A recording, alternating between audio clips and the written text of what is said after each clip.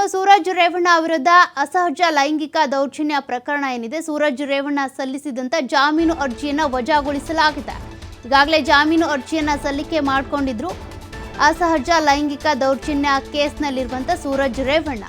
ಆದರೆ ಆ ಅರ್ಜಿ ಈಗ ವಜಾ ಆಗಿದೆ. ಬೆಂಗಳೂರಿನ 42ನೇ ACMM ಕೋರ್ಟ್ ಈ ಆದೇಶವನ್ನು ಹೊರಡಿಸಿದೆ. ಜಾಮೀನು ಅರ್ಜಿಯನ್ನು ವಜಾಗೊಳಿಸಲಾಗಿದೆ ಅಂತ.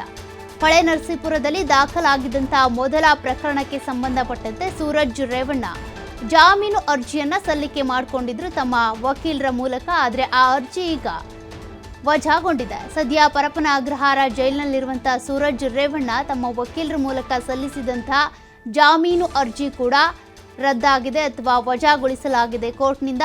CRPC 437ರ ಅಡಿ ಸಲ್ಲಿಸಲಾಗಿದ್ದಂಥ ಜಾಮೀನು ಅರ್ಜಿ ಈಗ ವಜಾಗೊಂಡಿದೆ.